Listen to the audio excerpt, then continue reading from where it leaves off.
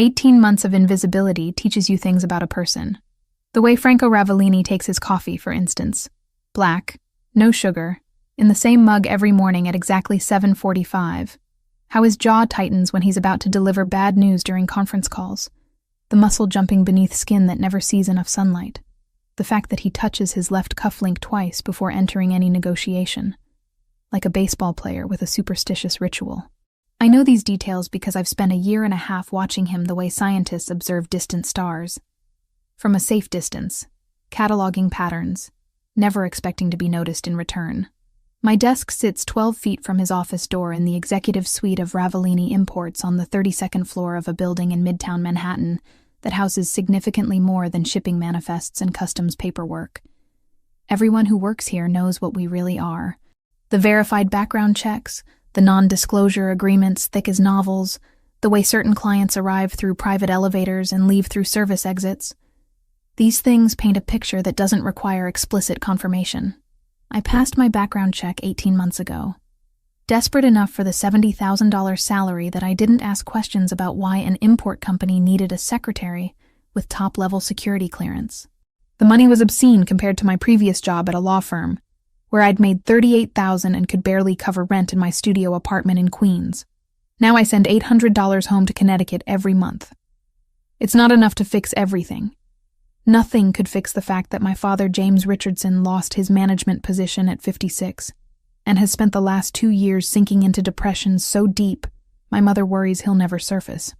It doesn't solve my mother, Linda, working double shifts as a nurse, her hands cracked and bleeding from constant washing, her voice tired when we talk on Tuesday nights. It doesn't pay for my 19-year-old sister Kayla's 4-year university, just her community college tuition and books. But it helps. That's what I tell myself when I file documents I'm not supposed to understand. When I schedule meetings I'm not supposed to remember. When I carefully don't notice the way certain men arrive at Franco's office with tension in their shoulders and leave with blood on their knuckles, hidden beneath expensive suit jackets. I tell myself the money helps. And I keep my head down, and I remain invisible. Franco has never looked directly at me. Not once in 547 days. He issues instructions to a point approximately 6 inches to the left of my face. Schedule the meeting with the Greco family for Thursday. Cancel my 3 o'clock. I need the Ferraro contracts by noon. His voice is always the same. Low, controlled, with the barest trace of an Italian accent that surfaces on certain vowels. The accent gets stronger when he's angry, I've noticed, though his anger is never directed at me. How could it be? You can't be angry at furniture. Thursday evening arrives with the kind of November rain that feels personal, each drop hitting the windows like an accusation. Most of the office has emptied by 6, but I'm still at my desk, organizing documents for tomorrow's meeting. Franco is particular about his paperwork, everything alphabetized, color-coded, with tabs marking relevant sections. It's tedious work, but I've learned that attention to detail is the difference between keeping this job and becoming a liability. Liabilities disappear in Franco's world. I've never asked where they go. I'm on my 3rd stack of contracts when the private elevator chimes.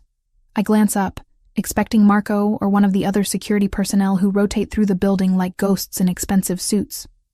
Instead, Roberto De Luca steps out, shaking rain from his dark hair. Water drips from his leather jacket onto the marble floor, and he doesn't bother wiping his shoes on the mat. He's grinning, which is his default expression, the kind of smile that crinkles the corners of his eyes and makes him look younger than his 32 years. Emily, he says, and I'm so startled to hear my name that I nearly drop the folder in my hands. In 18 months, Franco has never used my name. It's always, schedule this, or I need that, as if I'm a particularly efficient piece of software rather than a human being. Mr. De Luca, I reply, recovering quickly. Mr. Ravellini isn't expecting you until 7. Roberto, he corrects, moving closer to my desk. We've known each other long enough to skip the formalities, don't you think? Have we? I've seen him maybe a dozen times, always in passing, always with that same easy smile that seems designed to put people at ease. He's Franco's oldest friend. I know that much. Childhood friends from the same neighborhood in Brooklyn, before Franco's father built this empire, and Roberto became his most trusted capo. Is there something I can help you with while you wait? I ask, keeping my voice professional. Roberto leans against my desk, close enough that I can smell his cologne. Something woodsy and expensive. I had a meeting run long. Figured I'd come early rather than make Franco wait. He tilts his head, studying me with an intensity that makes my skin prickle. You work late a lot. It's not a question, but I answer anyway. Mr. Ravellini prefers his documents prepared the night before. Franco, Roberto says. You can call him Franco. We're not that formal here. I don't correct him. Don't explain that Franco has never invited such familiarity. Instead, I return my attention to the contracts, hoping Roberto will take the hint and wait in one of the leather chairs by the elevator. He doesn't. You've been here over a year now, right? He continues, pulling up a chair and sitting backward on it, arms folded over the backrest. How are you liking it? The question is so unexpected that I actually look at him. Really look at him. Brown eyes, easy smile. The kind of handsome that probably gets him whatever he wants from most women. There's a scar above his left eyebrow, barely visible, and his knuckles are slightly swollen. Recent violence. Carefully hidden. It's a good job, I say carefully. That's the most diplomatic non-answer I've heard all week. He laughs, the sound genuine. Come on, you can be honest. Franco's not exactly warm and fuzzy. Something about the invitation to honesty, to casual conversation with someone who actually sees me as a person, rather than office equipment, makes my guard lower fractionally. Mr. Ravellini is professional, I reply. The work is challenging. The salary is good. But I shouldn't answer. Every instinct cultivated over 18 months of careful invisibility screams at me to redirect, to deflect, to return to my filing. But I'm tired. Tired of being invisible. Tired of the weight of my family's expectations. Tired of pretending I don't notice the blood and the secrets and the careful dance of violence that surrounds this place. But it's lonely, I admit quietly. Roberto's expression softens. Yeah, I bet it is. He pauses, then grins again. You know what helps with loneliness? Dinner. There's this great Italian place in the village. Roberto. The voice cuts through the air like a blade. Cold, controlled, dangerous. I freeze, contracts forgotten, as Franco Ravellini emerges from his office. I didn't hear the door open, didn't sense his presence. He moves like smoke when he wants to, silent and lethal. He's dressed as always in a charcoal suit that probably cost more than my monthly rent. White shirt, no tie. His black hair is styled back from his face, revealing features that would be handsome if they weren't quite so intimidating. Strong jaw, straight nose, full lips currently pressed into a thin line. But it's his eyes that pin me in place. Dark brown, almost black in the low lighting, and for the first time in 547 days, they're looking directly at me. The impact is physical. My breath catches, my heart rate spikes, and every nerve ending suddenly fires with awareness. This is what it feels like to be seen by Franco Ravellini, I realize. Like being caught in a spotlight, examined, assessed, catalogued. Boss, Roberto says, standing smoothly. I was early. Just keeping your secretary company. I can see that. Franco's voice hasn't changed pitch, but something underneath it has shifted. Something cold and sharp and barely contained. His gaze moves from me to Roberto, and I watch the muscle in his jaw jump. What were you discussing? Just making conversation, Roberto replies, but there's an edge of wariness in his tone now. Getting to know Emily here. She's been working for you for, 18 months? And we've barely exchanged 2 words. Is she single? The question hangs in the air between them. Roberto's posture is casual, but I can see the calculation in his eyes. He's testing something, pushing a boundary deliberately. Franco goes very, very still. I've seen him angry before. I've watched him end phone calls with quiet threats that made men twice his size pale. I've observed the way his control never slips. How violence when it comes is delivered with surgical precision. This is different. This is rage wrapped in ice, contained by force of will alone. His hands curl into fists at his sides. His breathing remains even, but his eyes, those dark eyes that are finally looking at me, burn with something I can't name.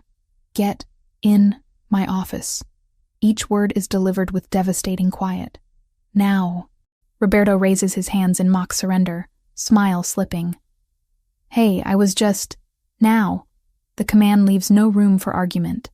Roberto shoots me an apologetic glance, then walks toward Franco's office. As he passes, Franco's hand shoots out, gripping his arm with enough force that I see Roberto wince. Don't, Franco says, voice dropping to barely above a whisper. Ever speak to her again. Then he releases Roberto, who disappears into the office. But Franco doesn't follow immediately. Instead, he turns those burning eyes back to me, and I feel stripped bare under his gaze, exposed, vulnerable in a way I haven't felt since the first day I walked into this building. Mr. Ravellini, I start, not sure what I'm going to say. Starting tomorrow, he interrupts. You'll have a driver. Thomas will pick you up at 7:30 every morning and bring you home every evening. You'll also have security protocols updated. Marco will brief you. I don't understand. You have access to sensitive information. You work late hours. You should have had protection before. His jaw tightens again. That was an oversight on my part. But this isn't a request, Miss Richardson. Miss Richardson. He knows my last name. Of course he does. He probably knows everything about me, from my social security number to my family's address in Connecticut. But hearing it spoken in that low, controlled voice sends an involuntary shiver down my spine. I understand, I say. Because what else can I say? He nods once, curtly, then turns toward his office. But at the doorway, he pauses, looking back over his shoulder. For a moment, our eyes meet again, and I see something I don't expect in his expression. Possession. Not attraction, not interest. Possession. The look a man gives something that belongs to him, that he's claimed whether or not anyone else knows it yet. Then the door closes behind him, and I'm left alone at my desk, contracts scattered around me, heart hammering against my ribs. Through the thick office door, I can hear raised voices, Roberto's, placating and confused, Franco's, low and lethal and final. The conversation lasts exactly 90 seconds. Then Roberto emerges, his easy smile completely gone, replaced by something that looks like genuine fear. He doesn't look at me as he heads for the elevator, doesn't say goodbye, just leaves with the kind of haste that suggests survival instinct overriding pride. I wait for Franco to emerge, to issue more instructions, to explain what just happened. He doesn't. I sit at my desk for another hour, finishing the filing with shaking hands, hyper-aware of the closed door and the man behind it who finally sees me. When I leave at 8:30, my phone buzzes with a text from an unknown number. This is Thomas. I'll be your driver starting tomorrow. 7:30 a.m. pickup at your address. Mr. Ravellini has briefed me on your security needs. I stare at the message for a long moment, then at the office building behind me. Somewhere on the 32nd floor, Franco Ravellini sits in his office, doing whatever it is he does when the rest of the world isn't watching. And apparently, he's thinking about my security needs. The rain has slowed to a drizzle, coating everything in a fine mist that catches the streetlights like scattered diamonds. I pull my jacket tighter and start the walk to the subway, knowing, even as I do, that tomorrow, this walk will be the last one I take alone. Whatever just happened in that office, whatever Roberto's question triggered, whatever Franco's explosive reaction meant, has changed something fundamental. After 18 months of invisibility, Franco Ravellini sees me now. I'm just not sure whether that's a blessing or a curse. Thomas arrives at 7:28 on Friday morning, 2 minutes early, driving a black sedan that's nice without being ostentatious. He's in his mid-40s, built like someone who spent time in the military, with gray at his temples and eyes that constantly scan the street even while he's holding the door open for me. Miss Richardson, he says, his voice neutral and professional. I'll be handling your transportation from now on. I slide into the back seat, leather still holding the scent of whatever expensive cleaner they use, and try not to feel like I've crossed some invisible line. Yesterday, I took the subway. Today I have a driver. The shift feels monumental, like stepping from one world into another without warning. You can call me Emily, I offer, watching Queen slide past the tinted windows. Miss Richardson is fine, Thomas replies, his eyes meeting mine briefly in the rearview mirror. Mr. Ravellini prefers we maintain certain protocols. Of course he does. The 10 days that follow are exercises in disorientation. Franco doesn't just see me now, he notices everything. On Monday, he emerges from his office at 11:30 and pauses by my desk. You haven't eaten, he says, not looking at me directly, but clearly aware of the empty space where lunch should be. I brought a yogurt, I reply, gesturing to the small container tucked beside my keyboard. I'll eat it later. That's not lunch. He pulls out his phone, types something quickly. Marco is bringing food from the Italian place on 47th. You need proper nutrition if you're working through lunch. Before I can argue that I didn't ask for this, that a yogurt has sustained me through countless workdays before, he's gone. Back into his office, door clicking shut with finality. 20 minutes later, Marco appears with a bag from Bellini's, the kind of restaurant where a single entree costs $40. Chicken marsala, roasted vegetables, fresh bread that's still warm when I open the container. I eat it at my desk, hyper-aware that Franco is probably listening to the sounds of silverware against the to-go container through his closed door, and I can't decide if I'm grateful or disturbed. Tuesday brings temperature concerns. The office has always run cold. I've learned to keep a cardigan draped over my chair for afternoons when the air conditioning becomes aggressive. But on Tuesday, around 2 in the afternoon, Franco appears again. Is it cold in here? He asks. And this time he does look at me. Those dark eyes cataloging the goosebumps on my arms where I've pushed up my sleeves to type. It's fine, I say automatically, reaching for my cardigan. He frowns. Actually frowns, a crease appearing between his eyebrows. The temperature should be comfortable for everyone working here. Really, Mr. Ravellini, it's... But he's already moving to the thermostat, adjusting it up 3 degrees. The heating system kicks on with a soft hum, and within minutes the chill begins to dissipate. Better? He asks. Yes, I admit, because lying would be pointless when he's standing there watching me with that focused intensity. Thank you. He nods once and returns to his office, leaving me to marvel at the strangeness of having my comfort suddenly matter to a man who, for 18 months, treated me like office equipment. Wednesday is when I start hearing things.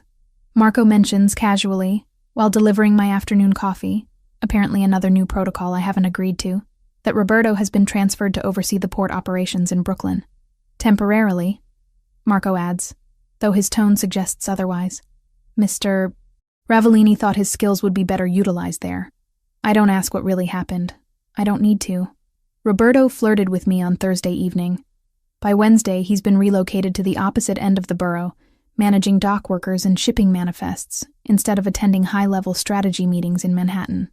The message is clear. Franco Ravellini doesn't share. What he considers his to share, I'm still trying to understand. Thursday afternoon brings the incident that crystallizes exactly how much has changed. 3 men arrive for a 2:00 meeting. Associates whose names I've filed away in the careful mental catalog I maintain of everyone who passes through these doors. Vincent Caruso, Anthony Greco, and Paul Ferraro. Mid-level operators. The kind who do the actual work while people like Franco make the decisions. I've interacted with them before, always with the same professional distance. They ignore me. I ignore them. We maintain the comfortable fiction that I'm too insignificant to notice. Today is different. They're early, arriving at 1:50 and settling into the leather chairs by the elevator to wait. I continue working, updating the attendance logs for Friday's larger meeting, when Vincent calls out, "Hey, sweetheart, you think you could grab us some coffee?" I look up, surprised by the casual presumption. In 18 months, no one has called me sweetheart. "There's a coffee station right there," I reply, gesturing to the setup against the far wall. Expensive espresso machine, selection of pods, cream and sugar arranged neatly on a tray. "Yeah, but that's what you're here for, right?"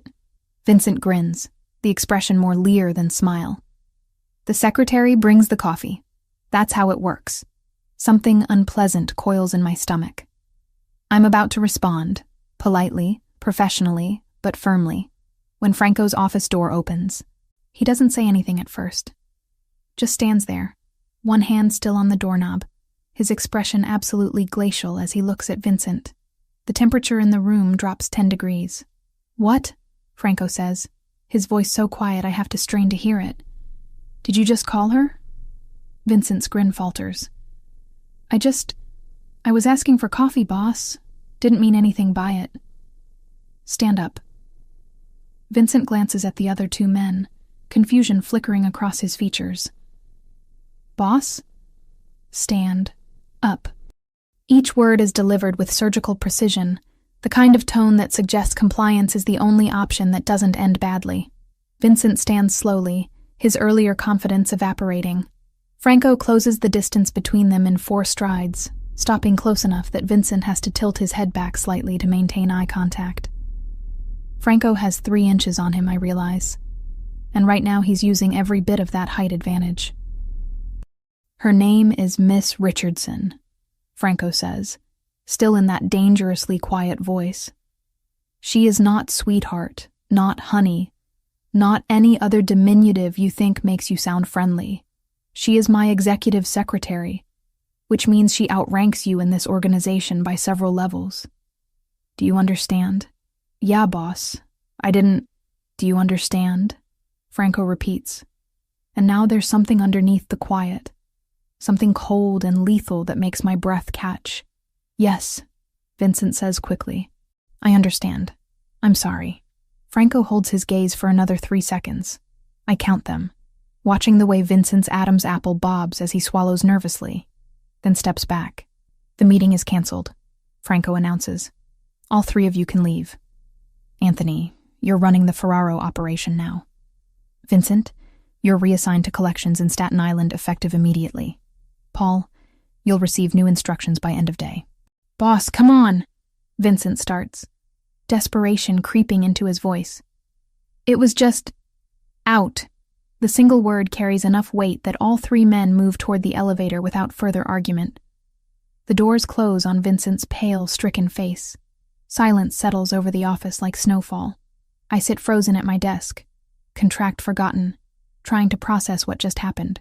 Franco demoted a man, possibly ended his career, because he called me sweetheart. Franco turns to me, and the cold mask slips just slightly. "I apologize," he says. "That should never have happened. You deserve respect. Mr. Ravellini, you always have." He runs a hand through his hair, a gesture of frustration I've never seen from him before. It was my failure to make that clear from the beginning. The weight of his attention is almost physical. I feel pinned by it, examined, and something in his expression makes my pulse quicken. Not fear exactly, but awareness. The kind of awareness that comes from being truly seen by someone for the first time. "Thank you," I manage finally, the words inadequate for the complexity of what I'm feeling. He nods once, then returns to his office, leaving me alone with my racing thoughts. That evening, Thomas drives me home in thoughtful silence. I watch the city lights blur past the window and try to make sense of the past 10 days. Try to understand what it means that Franco Ravellini has decided I matter. Friday arrives with its own strangeness. The office feels different. Everyone who comes through is more careful around me, more respectful. Word has spread about what happened to Vincent. The invisible line that separated me from the organization has been erased, replaced by something I don't quite understand yet. At 7 o'clock, as I'm organizing the last files for Monday, Franco emerges from his office. He's changed out of his suit jacket, rolled up his sleeves to his elbows, and for the first time I noticed the tattoo on his left forearm. Italian words I can't quite read from this distance. "You're still here," he observes. "Just finishing up," I reply, clicking save on the spreadsheet. "It's late." He pauses, seeming to weigh something internally. "You should eat. I should eat. We'll go together." It's not phrased as a question, but there's something in his posture, a slight tension in his shoulders maybe, that suggests I could refuse if I wanted to. The problem is, I don't want to. "Where?" I ask, closing my laptop. "Italian place I know. Good food, quiet. We can talk." "About what?" For the first time since this all started, Franco's expression shifts into something that might be amusement. "You've been working for me for 18 months. I know nothing about you except what appears on background checks. That seems like an oversight worth correcting. And if I'd rather keep my personal life private, then you tell me." and we have a short dinner discussing nothing more interesting than tomorrow's weather. He tilts his head slightly. But I don't think that's what you want. He's right, which bothers me more than the invitation itself. I've spent 10 days watching him notice me, protect me, insert himself into my life through temperature adjustments and lunch orders and demotions delivered on my behalf. Part of me wants answers. What changed? Why now? What does he want from me? But another part, the part that's been invisible for so long it forgot what it felt like to be seen, just wants to keep being noticed. Okay, I say, surprising myself with the simplicity of my agreement. Dinner. Good. Franco pulls out his phone, types something quickly. Thomas will drive us. 20 minutes. I gather my things slowly, watching him from the corner of my eye as he returns to his office to collect his jacket. When he emerges, fully dressed again, he looks every inch the dangerous man I know he is. Controlled, powerful, someone who makes people disappear for crossing invisible lines. But when his eyes find mine across the office, there's something else there too. Something that looks almost like relief. The restaurant Franco chooses isn't what I expect. Not the flashy, see and be seen type of place where Manhattan's elite parade their wealth, but a small establishment tucked into a side street in the West Village. The kind of place you'd walk past without noticing unless you knew to look for the unmarked door between a bookshop and a vintage clothing store. Thomas drops us at the curb, and Franco places his hand on the small of my back as we approach. Not pushing, just guiding. The touch is light, barely there, but it sends electricity up my spine nonetheless. Inside, the space is intimate. Maybe 15 tables, half of them empty despite it being Friday evening. Exposed brick walls, candlelight reflecting off wine bottles arranged on wooden shelves, the scent of garlic and fresh basil heavy in the air. An older man emerges from the kitchen, his face splitting into a genuine smile when he sees Franco. Franco, he says, pulling him into an embrace that Franco returns with surprising warmth. They exchange rapid Italian, too fast for me to catch more than a few words, before the man turns to me with curious eyes. And who is this beautiful young woman? He asks in accented English. Emily Richardson. Franco replies before I can introduce myself. Emily. This is Giovanni Rossetti. He's owned this place for 30 years. 32, Giovanni corrects, taking my hand and kissing it with old-world charm. Welcome, Miss Richardson. Any friend of Franco's is family here. He leads us to a corner table, the most private spot in the restaurant, where we're partially hidden by a decorative screen. Franco holds my chair, another gesture that catches me off guard, before settling across from me. Wine? Giovanni asks, not bothering with menus. The Barolo, Franco says. And we'll have whatever you're making tonight. Giovanni nods approvingly and disappears, leaving us alone with the candle flickering between us. You don't even look at menus? I ask, trying to find solid ground in this increasingly surreal situation. Giovanni knows what I like, and he's never steered me wrong. Franco leans back in his chair, studying me with that intensity that's become familiar over the past 10 days. You're uncomfortable. It's not a question, but I answer anyway. This is strange.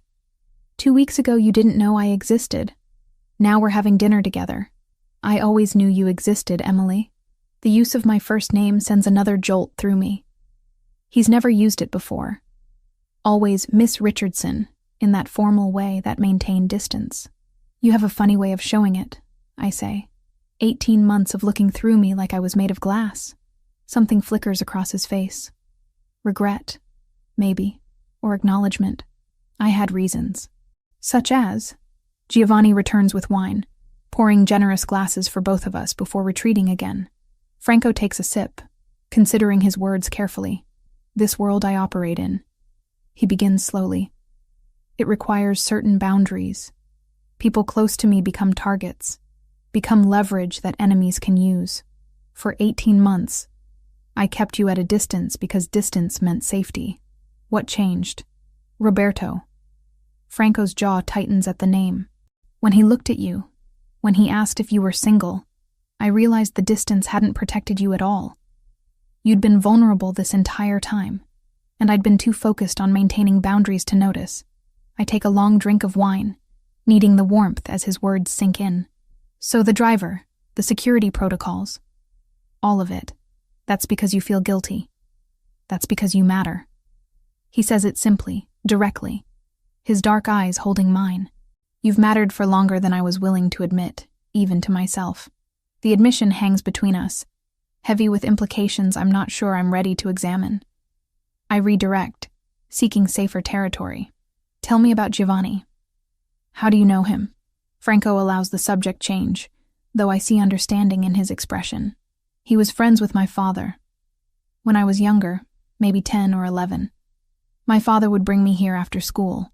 Giovanni would let me do homework at that table by the window while they talked business. What kind of business? A slight smile, the kind that required privacy and trust. Giovanni never asked questions, never repeated what he heard. That's rare, especially in this city. He knew what your father was, knows what I am. Franco corrects. And he's never judged it. His son was in trouble once, gambling debts to the wrong people.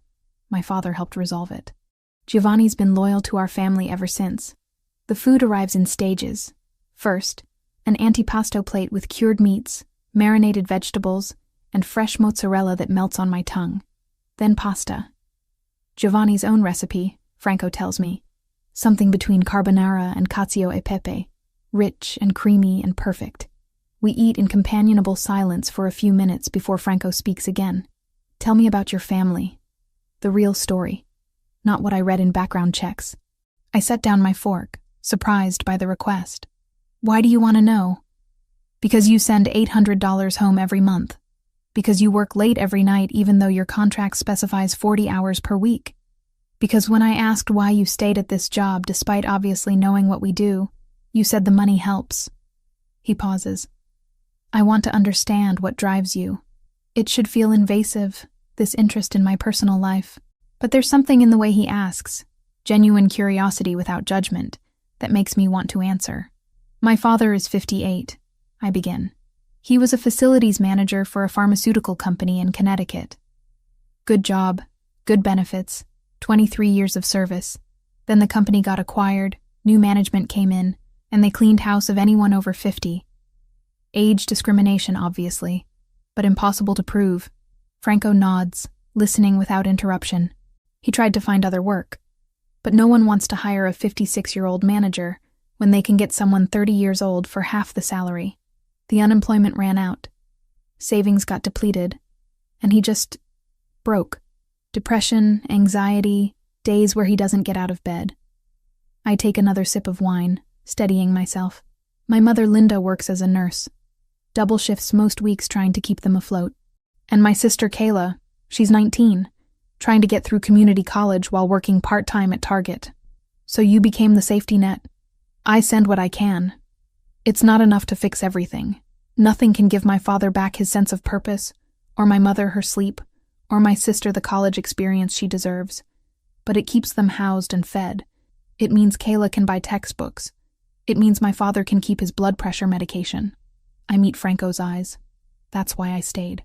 Why I didn't ask questions about shipping manifests that don't quite add up, or meetings that happen at 3 a.m. The salary you pay lets me take care of them. Franco is quiet for a long moment, his expression unreadable in the candlelight. When he speaks, his voice is softer than I've ever heard it. My father died 5 years ago. Heart attack in his office on a Tuesday afternoon. He was 61. Franco turns his wine glass slowly between his fingers. He built everything from nothing. Came from Naples with barely enough money for a week's rent. Worked construction jobs until he could buy his first legitimate business. The rest came later. The expansion into less legitimate operations. Do you regret it? The path he took? No. The answer is immediate. He provided for our family. He created opportunities for people in our community who had none. The methods weren't always legal, but the results were real.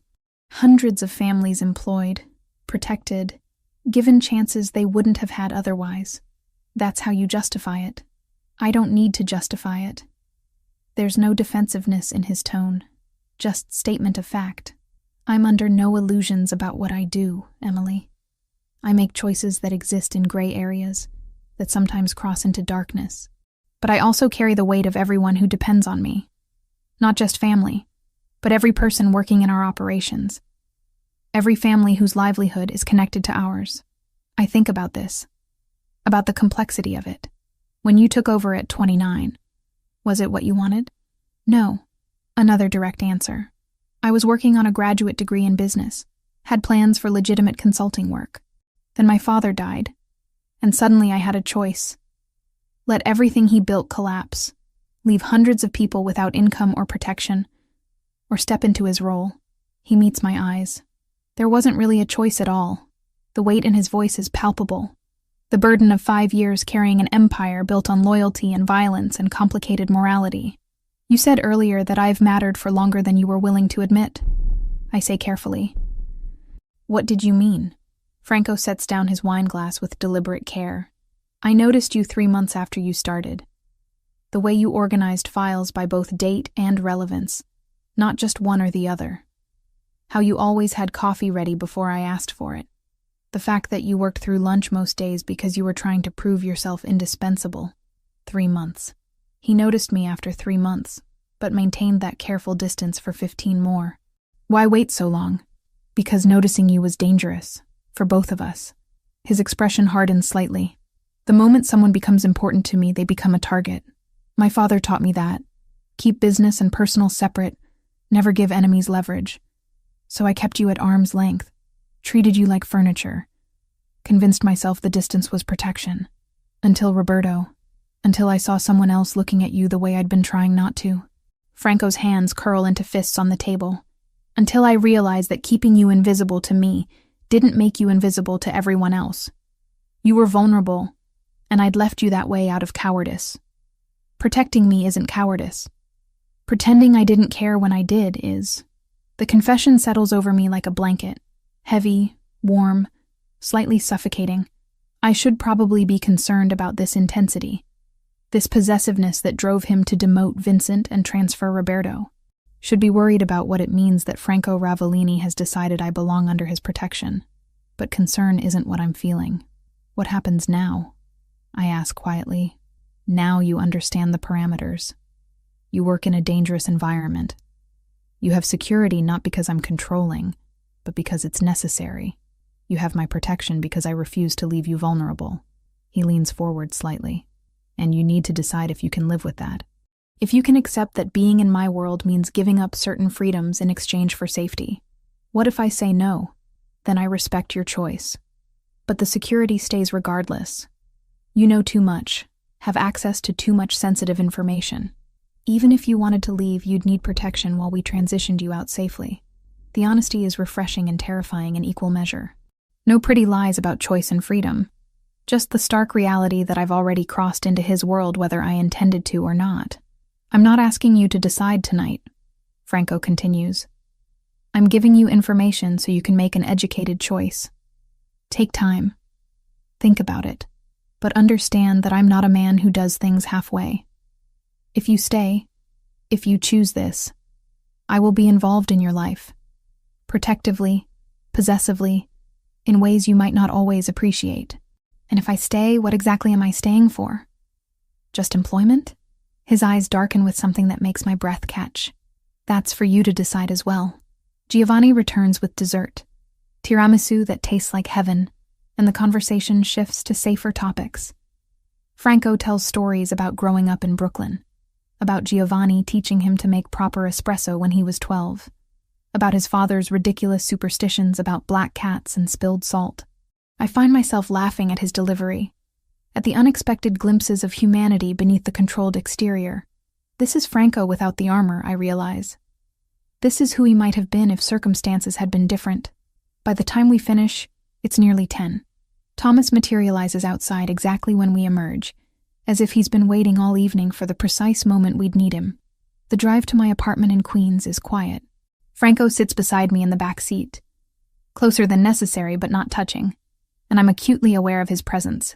The car smells like his cologne, something with notes of cedar and spice, masculine without being overwhelming. When Thomas pulls up outside my building, Franco exits first, holding the door for me. Thank you for dinner, I say, suddenly awkward now that the evening is ending. For the honesty. You deserved honesty. You've deserved it from the beginning. He hesitates, then reaches out to tuck a strand of hair behind my ear.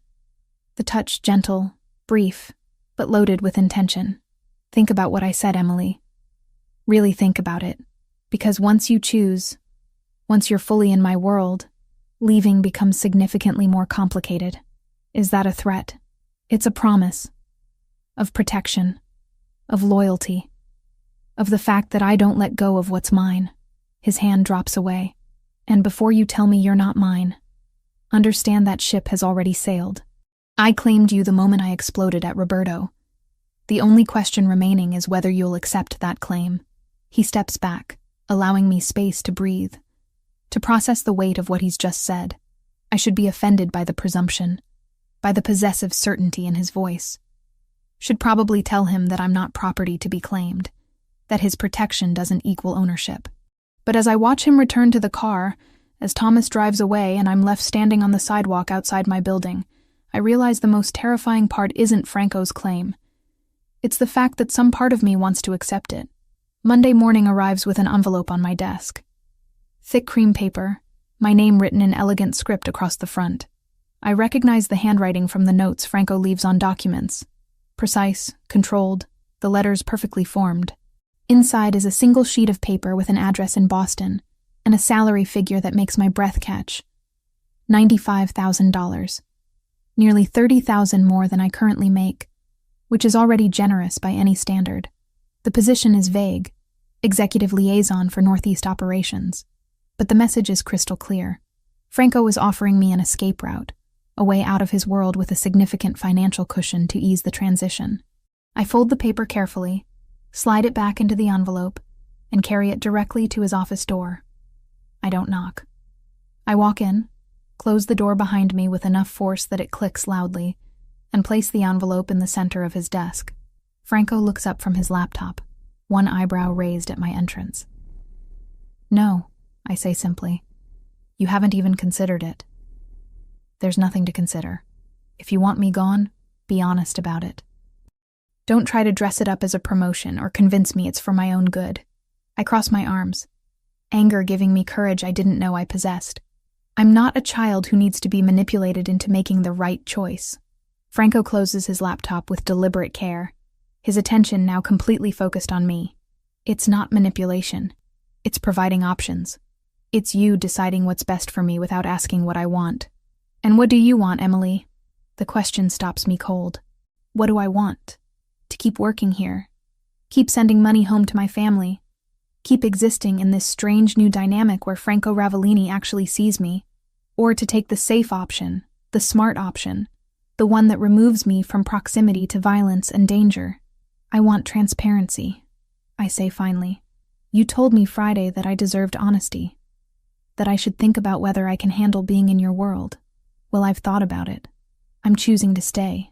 But if you can't accept that choice, if you're going to keep trying to push me away for my own protection, then we have a problem. Franco stands, moving around his desk with that predatory grace that's become familiar. He stops close enough that I have to tilt my head back to maintain eye contact, close enough that I can smell his cologne. You have no idea what you're choosing, he says quietly. You think you understand this world, but you've only seen the surface. The security, the carefully managed distance from actual operations. You haven't seen the violence, the consequences of mistakes, the way enemies target anyone who matters. Then show me. Stop treating me like delicate porcelain and show me what this life actually means. I hold his gaze, refusing to back down. You said yourself that distance didn't protect me, so stop trying to maintain it. For a long moment, he just looks at me. Something unreadable in those dark eyes. Then he reaches out, tucking a strand of hair behind my ear in that gesture that's becoming familiar. You're sure about this? I'm sure. Then the envelope gets shredded, and you stay. But understand something, Emily. If you stay on my terms. With my security protocols, my rules, my involvement in your life. His hand drops to my shoulder, thumb brushing my collarbone. No more arguments about drivers or guards or measures I deem necessary. Agreed? I should probably negotiate, establish some boundaries, maintain some independence. But the truth is, I'm tired of fighting. Tired of pretending I don't want exactly what he's offering. Protection, attention, the certainty of mattering to someone. Agreed, I say. But I have conditions too. Such as, you keep me informed. Not about everything. I understand there are operational details I'm better off not knowing. But about threats, about situations that might affect me directly. I can't make good decisions if I'm operating blind. Franco considers this, then nods slowly. Fair. What else? You don't lie to me. Not even omissions to spare my feelings. If something is happening that I should know about, you tell me. Even if the truth is ugly, especially then. Something that might be respect flickers across his expression. Anything else? Yes. You stop trying to manage my relationship with my family. They're mine to handle, and I won't have you interfering there. Franco's jaw tightens slightly at this one, but he nods. As long as they remain unconnected to any threats or operational concerns, your family is your business. Good. I step back, needing space to breathe now that we've established these parameters. Then we have an agreement. We do. Franco returns to his desk. But before sitting, he adds, for what it's worth, I'm glad you're staying. The admission catches me off guard, softening the residual anger from finding that envelope. You have a terrible way of showing it. I know. A ghost of a smile. It's not one of my strengths. The 3 weeks that follow settle into a new normal. Franco no longer maintains careful distance. Instead, he finds excuses to be present. He works from the outer office some afternoons, his laptop set up at the conference table where he can see me at my desk. He accompanies me to lunch, claiming he needs to eat anyway, and we might as well go together. He stays late when I stay late, the two of us working in companionable silence, until Thomas arrives to drive us both home. It should feel suffocating, this constant proximity, but somehow it doesn't. Instead, I find myself looking forward to our afternoon coffee breaks, to the way Franco explains the legitimate side of his operations when I ask questions, to the rare moments when his carefully maintained control slips, and I catch glimpses of the man beneath the armor. On a Wednesday afternoon, 3 weeks after I refused the Boston transfer, Franco emerges from his office with an unusual request. There's an event Friday evening, a fundraiser for the Brooklyn Children's Hospital. I'm expected to attend. He pauses, studying me. I'd like you to come with me. As your secretary? I ask, confused about why I'd be needed at a charity event. As my guest. The distinction hangs in the air between us. Guest, not employee. This isn't about taking notes or managing schedules. This is something else entirely. Why? Because these events are tedious, and your company would make them less so. Because I attend dozens of these functions a year, and would prefer for once to have someone there I actually want to talk to. He moves closer. And because people need to see you with me, need to understand that you're under my protection, making me visible to your world, making the protection official. Franco's expression is serious. Right now, only my inner circle knows you matter. This would expand that circle considerably. Anyone who might consider targeting you would know it means war with me. It's a power move, I realize. A public claiming that leaves no room for misinterpretation. But it's also an invitation into his life beyond these office walls, a signal that I'm not just an employee anymore. What's the dress code? I ask instead of analyzing the implications. Relief flickers across his face. Formal. I'll have something sent to your apartment. Franco, before you argue, understand that this isn't about control or managing your choices. It's about practicality. The dress needs to match the event's level, and I know you don't have formal wear appropriate for a $1,000 per plate fundraiser. He holds up a hand when I start to protest. Consider it a work expense. You're attending as part of your role supporting me. The logic is sound, even if it makes me uncomfortable to accept such an expensive gift. Fine, but nothing too revealing or flashy. I'll make sure it's appropriate. A hint of amusement enters his voice, though I have to ask, do you trust my taste? I trust that you won't make me look ridiculous. High praise, he says dryly, but I catch the smile before he turns back to his office. Friday arrives faster than I expect. The dress is delivered Thursday evening. A floor-length gown in deep emerald green that brings out my eyes, elegant without being provocative, with a modest neckline and a back that dips just low enough to be interesting. The fabric is some kind of silk that flows like water, and when I try it on in my apartment, I barely recognize my reflection. Thomas picks me up at 6:30, and instead of driving to Franco's office, we head to his brownstone in Brooklyn Heights, a neighborhood I've never visited but know costs millions just to own a modest property. The townhouse is exactly what I'd expect. Elegant, understated, expensive without being ostentatious. Marco meets me at the door, his usual intimidating expression softening slightly when he sees me. "Miss Richardson, Mr. Ravellini is expecting you in the study." I follow him through a hallway lined with family photographs, younger versions of Franco with an older man who must be his father, scenic shots of what looks like Naples, a few formal portraits. The study is all dark wood and leather, books lining floor-to-ceiling shelves, a massive desk positioned to face windows overlooking a small garden. Franco stands with his back to me, adjusting his cufflinks, dressed in a tuxedo that fits him perfectly. When he turns, I see the same surprise in his expression that I felt looking in my mirror earlier. "You look beautiful," he says simply. No artifice or exaggeration, just statement of fact. "The dress helps," I reply, suddenly self-conscious under his scrutiny. "The dress is just fabric. You make it beautiful." He crosses to where I stand, offering his arm. "Shall we?" The fundraiser is held at the Brooklyn Museum, the event space transformed into an elegant affair with string quartets and champagne, and people wearing enough jewelry to fund several hospital wings. Franco's hand remains at the small of my back as we navigate the crowd, a subtle but clear signal of connection. People notice. Of course they notice. Franco Ravellini doesn't attend these events with companions. I gather from the subtle stares and whispered conversations that follow our path. "Are you uncomfortable?" Franco asks quietly as we pause near a sculpture exhibit. "Nervous," I admit. "Everyone's looking at us." "At you," he corrects. "They're trying to figure out who you are, why you're with me." His hand presses slightly against my back, grounding. "Let them wonder." We're approached by a succession of people. Businessmen Franco knows from legitimate ventures, politicians whose campaigns he's funded, socialites who seem to exist solely at these kinds of events. Franco introduces me each time with the same simple phrase, "This is Emily Richardson." No explanation of my role, no qualifying details, just my name, delivered with enough certainty that no one dares ask for clarification. Around 8, we're approached by a man in his 50s, with silver hair and a smile that doesn't extend to his calculating eyes.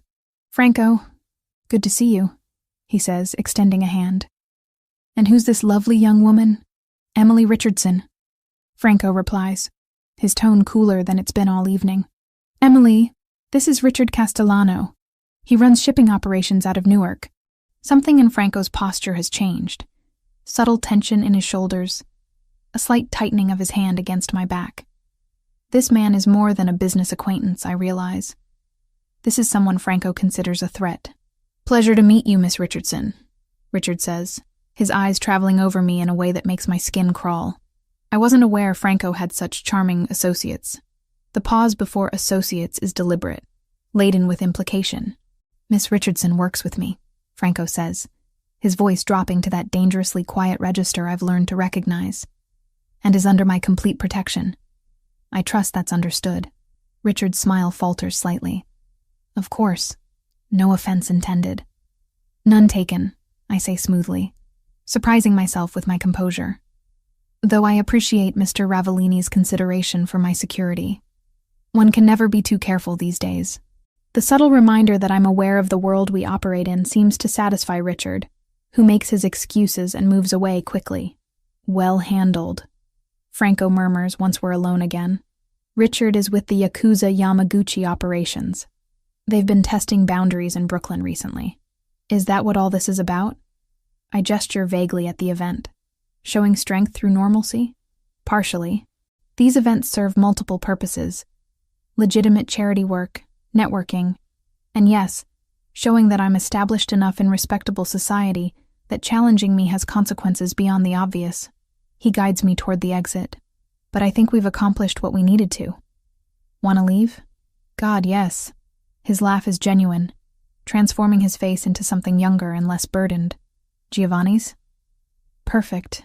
We end up at the little restaurant in the West Village, still in our formal wear, eating Giovanni's pasta and drinking wine while the old man tells increasingly exaggerated stories about Franco as a child. He was terrible at cooking, Giovanni says, gesturing dramatically. Burned water somehow. His poor mother. She tried to teach him, but no. Nothing. I was 10, Franco protests, but he's smiling. And the pot was defective. The pot was fine. Your attention was defective. I laugh, watching this side of Franco that exists outside the weight of leadership and violence. This version that allows himself to be teased, to reminisce, to simply exist without the armor. On the drive back to my apartment, Franco is quiet, but it's comfortable silence rather than tense. When Thomas pulls up outside my building, Franco gets out with me, walking me to the door as he's started doing recently. "Thank you for tonight," he says. "For coming with me. For handling Richard and everyone else with grace. Thank you for the dress. For including me in that part of your life. Emily." He reaches out, his hand cupping my cheek. "You're not just included in parts anymore. He pauses, searching for words. "You're integral. To the work. To the organization. To my life. I need you to understand that." The admission should probably concern me. This level of importance. This depth of connection forming so quickly. But standing here in the November night air, with his hand warm against my skin, and his eyes reflecting streetlight, concern is the furthest thing from my mind. "I understand," I say softly. He leans down slowly, giving me time to pull away, to establish boundaries. When I don't, his lips brush mine. Gentle, questioning, nothing presumptuous about it. I rise on my toes, closing the remaining distance, and kiss him properly. His free hand moves to my waist, pulling me closer, and for a moment the entire world narrows to this. His mouth on mine, his body warm and solid. The way kissing him feels like coming home to a place I didn't know I was missing.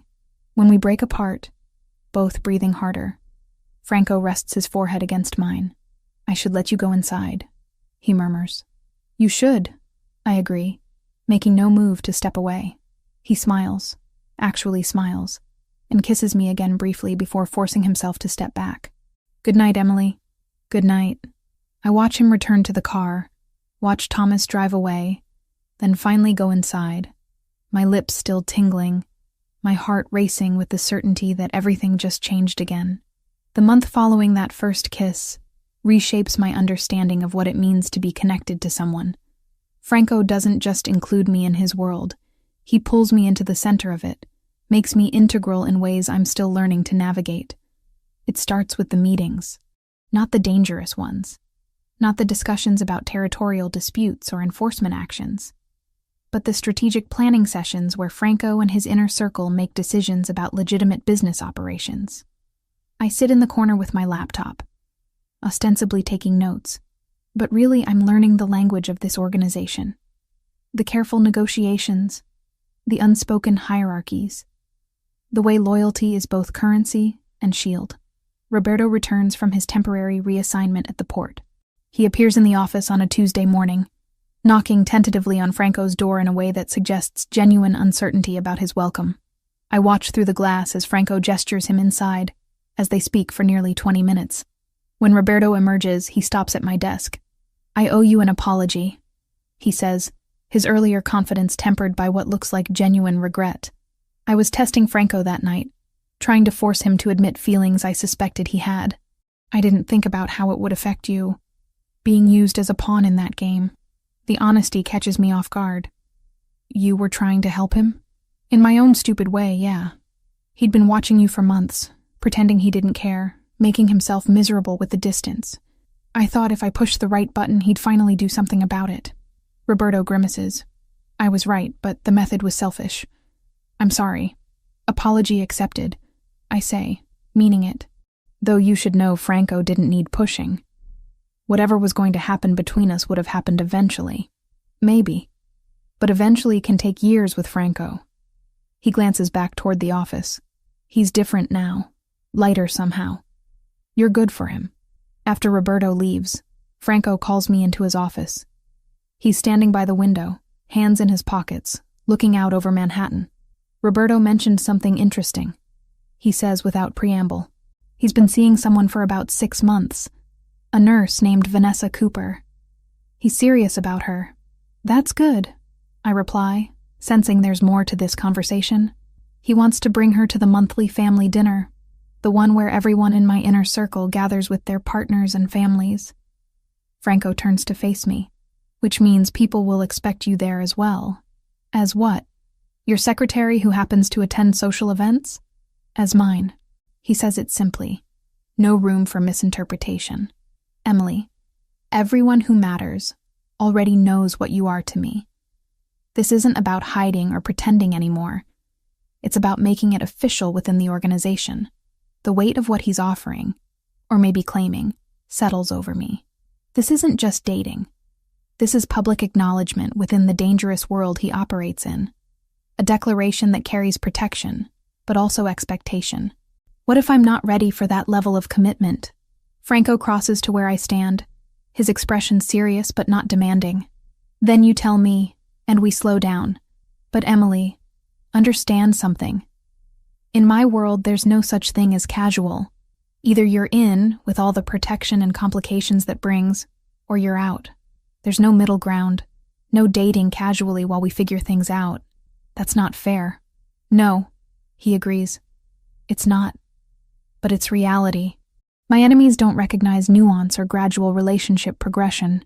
They see someone important to me, and they calculate how to use that against me, which means you need to be either fully protected or not connected to me at all. I sink into the chair across from his desk, processing this ultimatum that isn't quite an ultimatum. You're asking me to choose. I'm asking you to be honest about what you want. Because if you want this, us, then we do it my way. With security, with public acknowledgement, with your integration into every aspect of my life. He kneels in front of me, taking my hands. But if that's too much, if you need freedom more than you need this connection, I'll respect that.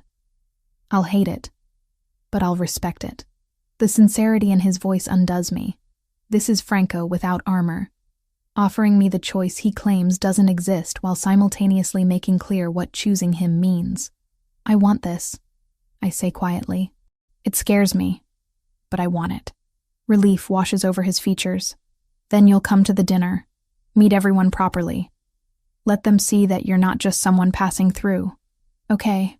He kisses me then, soft and claiming at once, and I taste the complicated truth of what I've agreed to. The dinner is held at Franco's brownstone the following Saturday. I arrive early at his request, ostensibly to help prepare, but really so I can acclimate to the idea of being on display. The house has been transformed. The formal dining room I glimpsed on my previous visit now holds a table set for 16. Candles flickering in silver holders, wine already breathing in crystal decanters. A catering team moves through the kitchen with practiced efficiency. Apparently, Franco doesn't cook for these events. Nervous? He asks, coming up behind me as I stare at the elaborate place settings. Terrified, I admit. These are people who've known you for years. What if they don't think I belong here? Then they're wrong. Franco turns me to face him. Emily, my opinion is the only one that matters. But for what it's worth, everyone who's met you has been impressed. Roberto thinks you're clever. Marco says you have good instincts. Even Joseph, who never likes anyone, mentioned that you handled yourself well at the fundraiser. Joseph was at the fundraiser? Joseph is always somewhere nearby when I'm in public. You just didn't see him. Franco adjusts my necklace, a simple gold chain I've worn for years but which suddenly feels inadequate for this occasion. You look beautiful. And you belong here because I want you here. That's the only qualification required. The guests begin arriving at 7. I recognize some from the office. Joseph with his perpetual scowl, Michael who handles their real estate portfolio, Anthony who manages the legitimate import operations. But there are others I've never seen, including several women who must be the partners Roberto mentioned. Roberto arrives with Vanessa, a petite woman with kind eyes and an easy smile. She makes a point of introducing herself to me immediately. Emily, right? Roberto's told me about you. Well, told me the version where he doesn't admit to being an idiot. She elbows Roberto affectionately. I'm glad you're here. It's nice to have another newcomer to this insanity. Her warmth is genuine, and I find myself relaxing slightly as we talk about her work at Brooklyn Methodist, about Roberto's terrible cooking, about how strange it is to be connected to this world. Does it get easier? I ask quietly, while Roberto is distracted by another guest. Being with someone in this life? Yes and no, Vanessa says honestly. You learn to compartmentalize, to not ask about certain things, to trust that the man you love is more than the violence his work sometimes requires, but the fear never completely goes away. You just decide whether the love is worth the fear. The observation stays with me through dinner, through courses of incredible food and wine that flows freely, and conversations that range from mundane to carefully coded discussions about territory and operations. I sit next to Franco, his hand occasionally finding mine under the table, his presence a constant anchor. Around 10, after most guests have moved to the living room with after-dinner drinks, Joseph approaches me in the kitchen where I've escaped for a moment of quiet. Miss Richardson. I turn, surprised. Joseph rarely speaks to me beyond professional necessity. Joseph. Mr. Ravellini seems happy. Happier than I've seen him in the 5 years I've worked for him. Joseph's expression remains neutral, but there's something almost approving in his tone. That's good. He needs someone who can give him reasons beyond duty and obligation. I'm not sure I'm that person, I admit. You are. Otherwise, he wouldn't have brought you into his home. Into this circle. Joseph pauses. Just understand. Being that person means accepting certain responsibilities. You're not just his partner. You're potentially his weakness.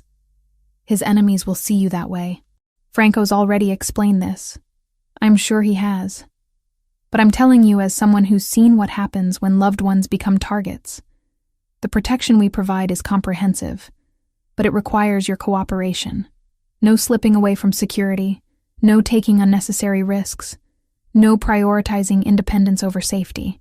The warning is clear, and I appreciate its directness. I understand. Good. Joseph nods once and returns to the living room, leaving me with my thoughts. When the last guests leave around midnight, Franco and I are finally alone. I help him clear glasses, comfortable in the domestic routine, when he catches my hand. Thank you for tonight, for being here, for handling everyone with grace, for not running when Joseph cornered you. How did you know about that? I always know. He pulls me close, arms wrapping around my waist. What did he say? That I'm potentially your weakness, that I need to cooperate with security protocols. Franco's expression darkens. I'll speak to him about overstepping. Don't. He was right. And I appreciate the honesty. I rest my head against his chest, hearing the steady beat of his heart. Franco, I need to tell my family about us. About you. He stiffens slightly. What would you tell them? The truth. That I'm seeing someone, that it's serious, that he's in a complicated line of work. I look up at him. I won't lie to them, but I'll be careful about details. They deserve to know there's someone important in my life. When? I call my mother every Tuesday. I was thinking this week. Franco considers this, then nods slowly. Okay. But Emily, if they ask questions about what I do or who I am, you deflect. The less they know specifically, the safer they are. I know. Tuesday evening finds me in my apartment, phone in hand, trying to figure out how to explain Franco Ravellini to my mother. In the end, I decide on partial truth, the safest kind. Mom, I wanted to tell you something. I'm seeing someone. Linda's voice brightens immediately. Oh, Emily, that's wonderful. Who is he? How did you meet? His name is Franco. He's my boss, actually. We've been working together for a while and things develop naturally. Your boss? Concern creeps into her tone. Honey, are you sure that's wise? Office relationships can get complicated. I know, Mom, but it's serious. He's been incredibly generous. He's actually the one who helped with Dad's situation. I'd told her weeks ago about the financial assistance, framing it as a company benefit rather than personal gift. Wait, the money for your father's training program, that was from him? He has resources, Mom, and he wanted to help. There's a long pause. Emily, What kind of work does this man do that he can offer that kind of money casually? Import business. He's very successful. Not technically a lie. The Ravellini operations do include legitimate importing. He's also Italian, from Brooklyn. Family business. Italian family business from Brooklyn, Linda repeats slowly. Emily, you need to be careful. That sounds like... I know what it sounds like, Mom, and I'm being careful. But he's good to me. He's protective, he's honest. He's given me no reason to doubt him. Another pause. This one heavier. You love him. I think I might, I admit, the words coming easier than expected. I know it's fast and I know it's complicated, but yes, I think I love him. Then I trust your judgment. But Emily, if anything ever feels wrong, if you ever feel unsafe or uncomfortable, you come home. You hear me? No relationship is worth your safety. I know, Mom, I promise. We talk for another 20 minutes about other things. Dad's progress in his retraining program, Kayla's upcoming finals, the approaching holidays. When we hang up, I feel lighter. As if acknowledging Franco's importance to my family makes it more real, more sustainable. Franco calls an hour later, as if sensing I need to hear his voice. How did it go? She knows. She's concerned but supportive. I curl up on my couch, phone pressed to my ear. She asked what kind of work you do. What did you tell her? Import business. Successful Italian family operation from Brooklyn. He laughs, the sound warm. All technically true. That was the idea. Emily. His voice softens. Thank you for telling them. For making this real beyond just us. It is real, Franco. Terrifying and complicated and probably inadvisable. But real. Come stay with me tonight. The request catches me off guard. We haven't spent the night together yet. Haven't crossed that particular boundary despite the increasing physical intimacy of our relationship. Franco, just to sleep. I want you here. Want to wake up with you tomorrow. He pauses. But only if you're ready. No pressure. I look around my small apartment, at the life I've built through careful independence and sacrifice. Then I think about Franco's brownstone, about the way his presence makes me feel grounded and safe and seen. Okay, I say. I'll pack a bag. Thomas will be there in 20 minutes. The decision feels significant. This choosing of his space over mine. This acceptance of deeper integration into his life. But as I pack essentials into an overnight bag, I recognize the truth. I've already chosen. Every decision since that rainy Thursday evening when Roberto asked if I was single has been leading here, to this moment of conscious commitment. When Thomas arrives, he greets me with his usual professional courtesy. But there's something that might be approval in his expression as he opens the car door. Franco is waiting when I arrive, the door opening before I can knock. He takes my bag, sets it aside, and pulls me into his arms. You came. You asked. I'll try not to make a habit of it. Asking for things. But his tone suggests he will absolutely make a habit of it, and somehow I don't mind. We go upstairs to his bedroom. A space I've never seen before. All dark wood and masculine simplicity. He gives me space to change in the bathroom. And when I emerge in my plain cotton pajamas, feeling underdressed in his elegant space, he's already in bed wearing only sleep pants. I slide in beside him, hyper-aware of his warmth, of the intimacy of this domestic act. Come here, he murmurs, pulling me against his chest. I settle into him, my head on his shoulder, his arm around my waist. This is nice. I admit after a moment. This is perfect.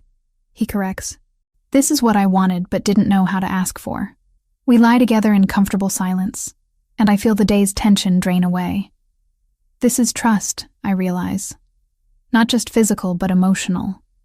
The vulnerability of sleep, of lowered defenses, of simply existing together. Emily? When I said you're mine, I meant it. Not as possession, but as belonging. The way I belong to you too. The confession, quiet in the darkness, settles into my chest like warmth spreading. I know, I whisper. I feel it too. His arms tighten around me, and I drift toward sleep feeling safer than I've felt in years, anchored by the steady rhythm of Franco's heartbeat and the certainty that, complicated or not, this is exactly where I'm supposed to be. The 2 months that follow our first night together blur into a rhythm I've never experienced before. Work during the day, evenings at Franco's brownstone more often than my own apartment, weekends that blend legitimate business with carefully guarded moments of normalcy. I'm learning to navigate the complicated reality of being Franco Ravellini's partner, discovering that love in his world comes with protocols and protection and a constant awareness of the dangerous machinery operating just beneath the surface. I meet the legitimate side of his operations first. The real estate holdings, the import company that actually does import Italian goods, the restaurant group he owns throughout Brooklyn. Franco walks me through quarterly reports with patience I didn't know he possessed, explaining profit margins and expansion plans with the same careful detail he uses for everything else. "Why are you showing me this?" I ask one evening, surrounded by financial documents in his home office. "Because you're part of my life now. All of it." He gestures to the spreadsheets. "This is how we maintain the facade, yes, but it's also real. These businesses employ 300 people legitimately. Their families depend on these operations. I need you to understand that not everything I do exists in moral gray areas. The businesses are impressive, profitable, well-managed, providing genuine value. It's the other side, the side Franco keeps carefully separated, that I'm still learning to comprehend. The threat from the Yakuza Yamaguchi has been escalating. I know this not from direct involvement, but from the increased security around me. From the tense meetings Franco takes in his office with the door firmly closed. From the way Joseph's usual scowl deepens whenever I mention going anywhere outside my established routine. On a Tuesday evening in early December, Franco comes home later than usual. I'm in his kitchen making pasta, a skill I've been teaching myself using recipes from Giovanni, when I hear the front door. His footsteps are heavier than normal, weighted with exhaustion. When he enters the kitchen, his tie is loosened, jacket discarded somewhere between the door and here, and there's a tightness around his eyes that speaks of stress barely contained. "Rough day?" I ask, keeping my tone light. "The Yakuza made another move. Territory in Brooklyn they're claiming was never properly established as ours." Franco leans against the counter, watching me work. We're negotiating, but it's tense. This is new. Him volunteering information without me having to ask. Progress, I think, in the transparency we agreed to. What does that mean for security? It means for the next few days, maybe longer. You stay where I can verify you're protected. Work here. Nowhere else without advance notice. He moves closer, his hand coming to rest on my hip. I know you don't like restrictions, but this isn't negotiable right now. I turn to face him fully, seeing the genuine concern beneath his controlled exterior. Okay, but Franco, you have to tell me, is this the kind of threat where I should be worried about violence directed at me specifically, or is it about territorial posturing? Both. He's direct, which I appreciate even as it sends ice through my veins. The Yakuza knows you matter to me. Richard Castellano made sure of that after the fundraiser. They won't target you directly. That would trigger war they're not ready for. But they might use the threat of you to gain leverage. So I'm a bargaining chip. You're a complication they're calculating how to use. Franco's expression hardens. Which is why, for the next 72 hours minimum, you're under enhanced protection. Thomas and another guard with you at all times, tracking on your phone that I monitor personally. No deviations from planned routes. The restrictions should feel suffocating. A month ago, they might have. But I've learned enough about Franco's world to understand that these measures aren't about control. They're about keeping me alive. What do you need from me? Relief flashes across his face. Cooperation without argument. Trust that I'm not overreacting. I trust you. I do. I realize. Completely. Just keep me informed about what's happening. Don't shut me out because you think ignorance will protect me. Deal. The next 3 days pass under enhanced security. 2 guards now. Thomas and Michael, both former military, both intimidating enough that people give me wide berth wherever I go. Franco works from home when possible, and when he must go to meetings, he calls every hour to confirm I'm safe. It's during one of these calls, on Thursday afternoon while I'm organizing files in the office, that things shift. The negotiations are moving forward, Franco says, his voice carrying the edge of controlled satisfaction. The Yakuza is willing to establish clear boundaries if we offer financial compensation for the disputed territory. It's more than I'd prefer to pay, but it resolves this without violence. That's good, isn't it? It's pragmatic, which is new for me. There's something in his tone. Surprise, maybe, at his own restraint. A year ago, I would have responded with force, shown strength through action rather than negotiation. What changed? You did. Simple. Direct. I have more to lose now. More reason to choose solutions that don't escalate into war. The admission settles into my chest, heavy with responsibility. I'm changing him, pulling him toward choices that prioritize long-term stability over immediate demonstrations of power. It should feel good, but it's complicated by knowing those choices might be seen as weakness by others in his organization. Franco, if choosing negotiation puts you at risk with your own people, they'll adapt, or they'll leave. His voice is firm. I'm still in charge, Emily. My decisions stand. But yes, I'm making different choices now because different things matter. That's growth, not weakness. I want to believe him, want to trust that his organization will accept this shift. But doubt lingers. That evening, Franco suggests something unexpected. I want to help your family more directly, he says over dinner at his place. Your father's retraining is good, but it's not enough. I want to offer him a position with one of my legitimate companies. Management role, good salary, full benefits. Something that gives him back his sense of purpose. The offer catches me completely off guard. Franco, that's too much. It's practical. I have positions that need filling. Your father has experience, and it would mean you'd worry less, which means I'd worry less about you being distracted. He reaches across the table, taking my hand. Let me do this, not as charity, but as investment in your family's stability, which directly impacts your well-being. I think about my father, about the depression that's eaten away at him for 2 years, about how much a real job, a position that values his experience, might mean. What kind of position? Facilities management for the restaurant group. Oversight of maintenance, renovations, vendor relationships across all locations. It's legitimate work, completely separate from any other operations. He'd report to the general manager, have a team under him, starting salary of $85,000. $85,000. More than my father made at his previous job, with benefits and respect and purpose. He'd have to move to New York, or commute. Connecticut to Brooklyn is doable, or we help them relocate if they want. Franco squeezes my hand. Emily, I'm not trying to buy your family's approval or create dependence. I'm trying to solve a problem that causes you stress. Your father needs work that restores his dignity. I have that work available. It's a clean solution. And my mother, my sister, your mother could transfer her nursing license to New York if they relocate. Plenty of hospitals hiring.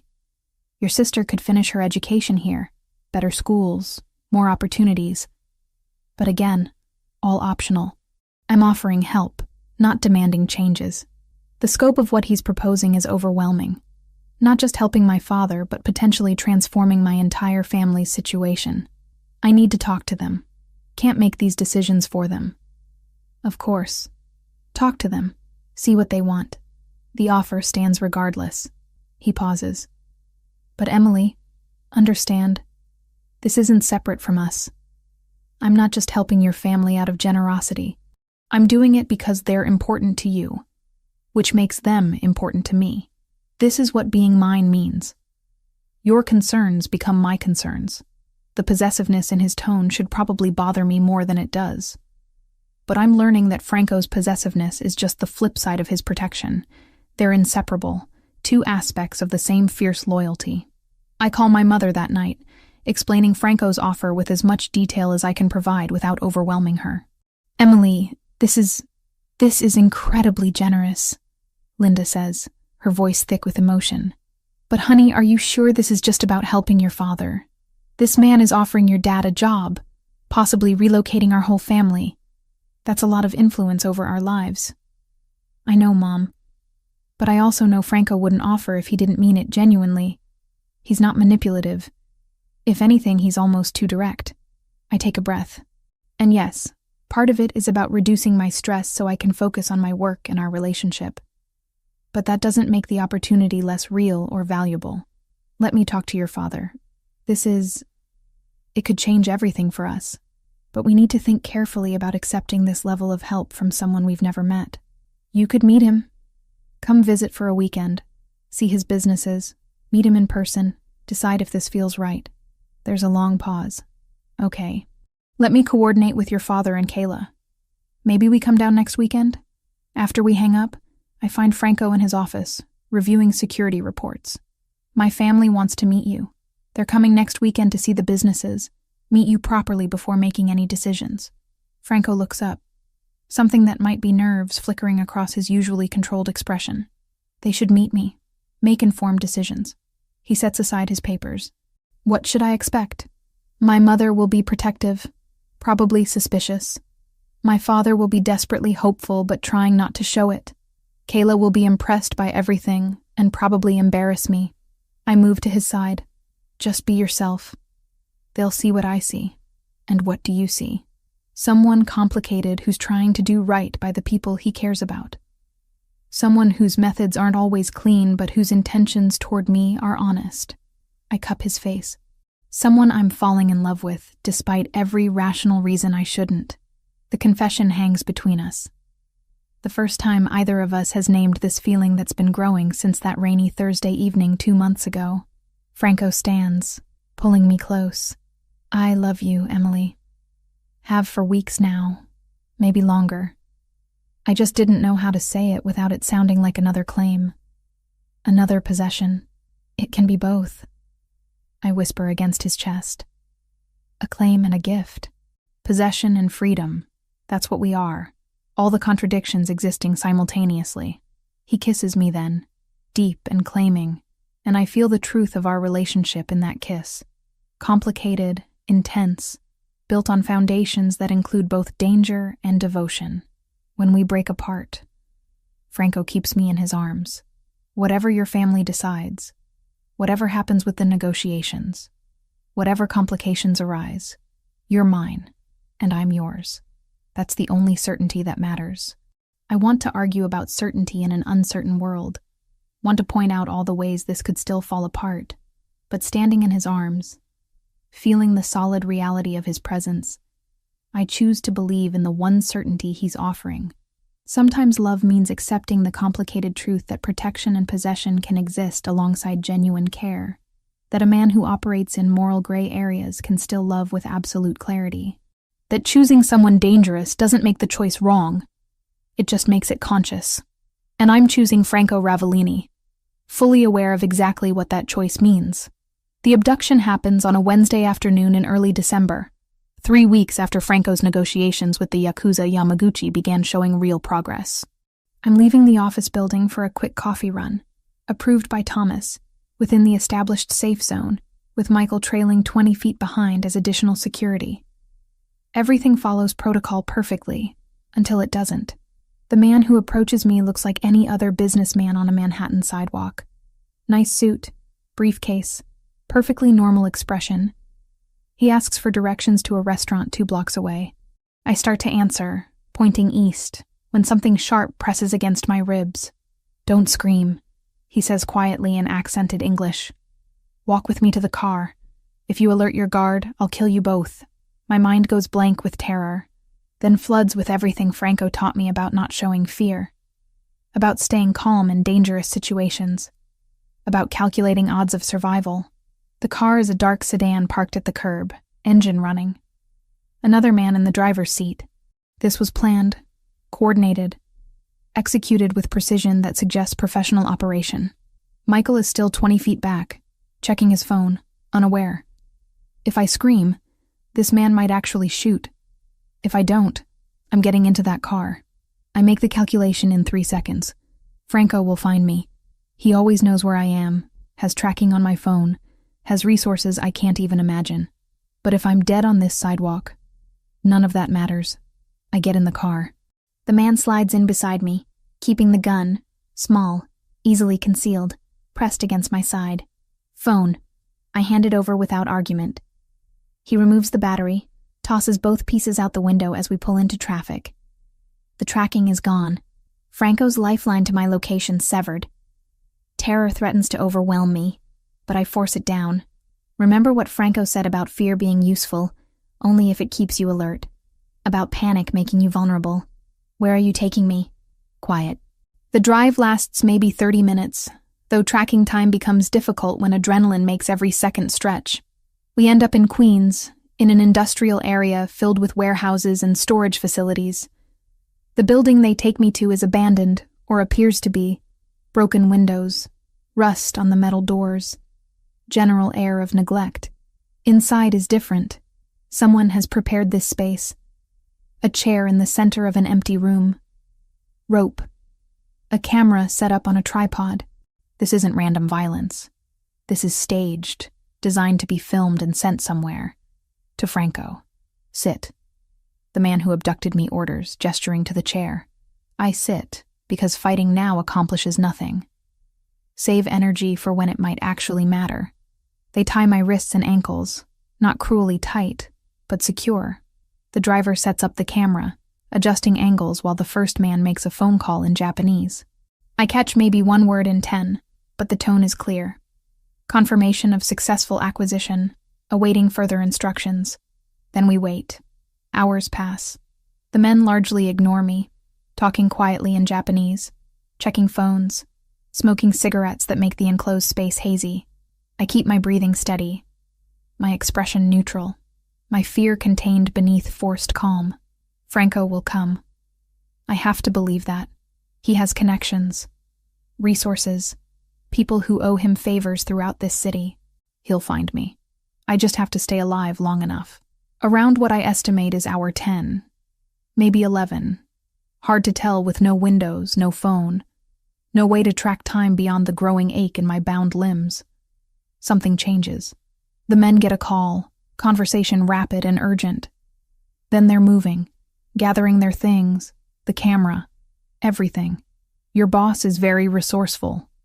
The first man says to me, almost admiringly, faster than we expected. This location is compromised. They leave. Just leave me tied to the chair in an abandoned warehouse with no phone, no way to call for help, no certainty that anyone is actually coming. The fear I've been containing breaks free. I pull against the ropes, accomplishing nothing except rope burn on my wrists. Try to tip the chair, thinking maybe I can slide across the floor, reach something, anything. Then I hear it. Footsteps. Multiple people moving through the building with purpose. Emily! Franco's voice, raw with something I've never heard from him before. Fear. Actual fear. In here! I call back, my voice cracking with relief. The door explodes inward. Not opened. Exploded. Someone kicked it with enough force to break the lock entirely. Franco comes through first, Joseph and Marco flanking him, all three armed with guns drawn. Franco's eyes find me in the chair, scan me for injuries, and what I see in his expression makes my breath catch. This isn't controlled Franco, careful Franco who always maintains composure. This is someone barely containing violence, someone whose control is fracturing at the edges. Are you hurt? He demands, already moving to me, holstering his gun to work on the ropes binding my wrists. No, scared, but not hurt. They just tied me here and waited. Waited for what? Joseph asks, already securing the perimeter. I don't know. They got a call maybe 30 minutes ago, said the location was compromised, and they left. Franco finishes with my wrists, moves to my ankles. His hands are shaking, actually shaking, and when he looks up at me again, I see the crack in his armor fully. I thought I'd lost you, he says quietly. 12 hours of not knowing where you were, if you were alive, if they were hurting you. I thought. I pull my hands free the moment he loosens the last rope and cup his face. I'm okay. I stayed calm. I didn't fight. I waited for you to find me like you said you would. He pulls me against him with enough force to make me gasp, his face buried in my neck. I feel him breathing me in. Feel the tremor running through his powerful frame. Feel the absolute terror he's been containing for 12 hours, finally releasing now that he has me back. We need to move, Joseph says gently. This area might not stay safe. Franco pulls back, composing himself with visible effort. But when he stands, helping me up, I notice what I couldn't see before. Blood on his knuckles, a spatter across his shirt collar. He came straight from somewhere violent, somewhere he got answers about my location through methods I probably don't want to know about. The drive back to his brownstone passes in tense silence. Franco keeps his arm around me, holding me against him like he's afraid I'll disappear if he loosens his grip.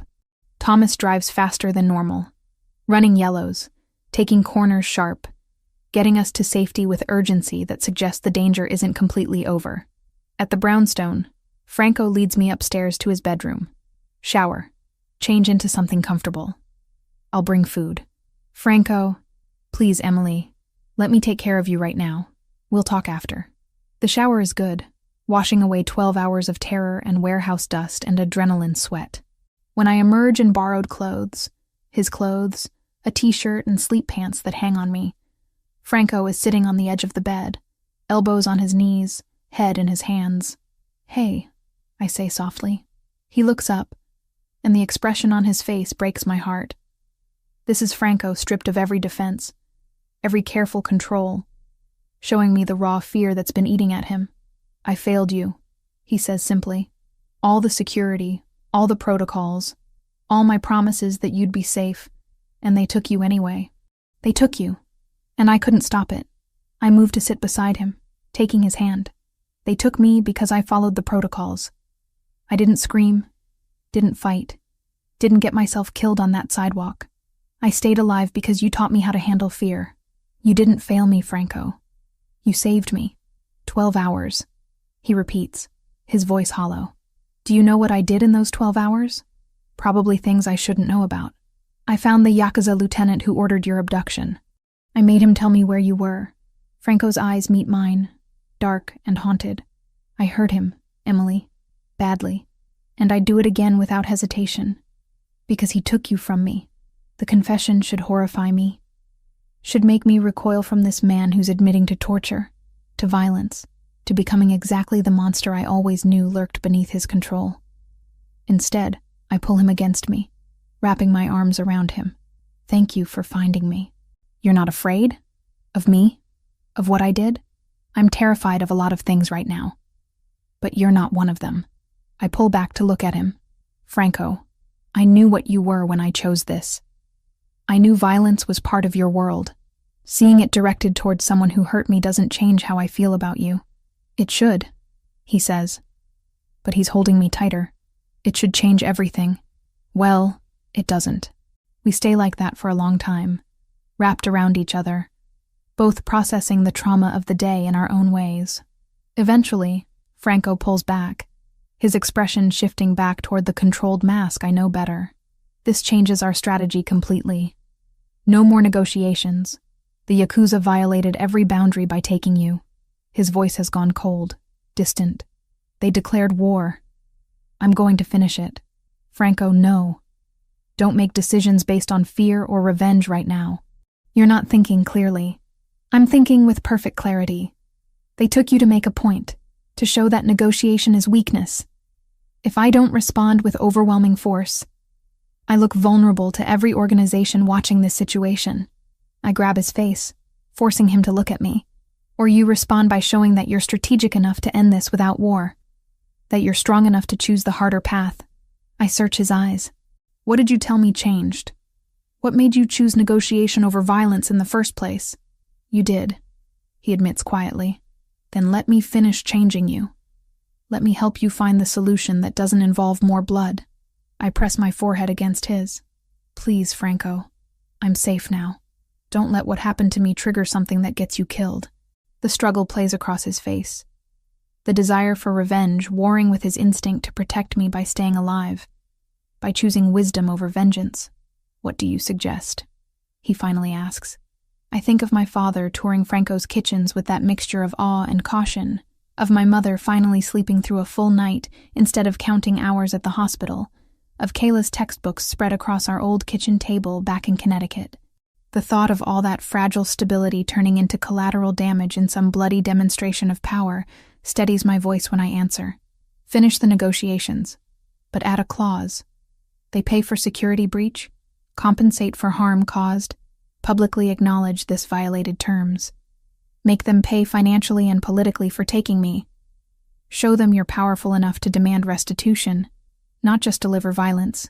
Franco considers this, and I watch as the strategic mind I've come to respect takes over from the terrified lover who thought he'd lost me. That's actually brilliant, he admits.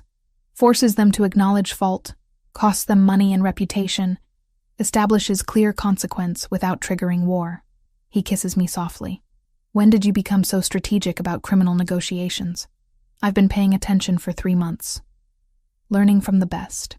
He smiles, actually smiles, and some of the tension drains from the room. You're staying here. Not going back to your apartment. Not going to work until this is fully resolved. Agreed? Agreed. Though Franco, I need to call my family. They were supposed to visit this weekend, and I need to let them know I'm okay without explaining what actually happened. We'll call them together in the morning. Tonight, you rest. You've been through trauma, Emily. Let yourself process it.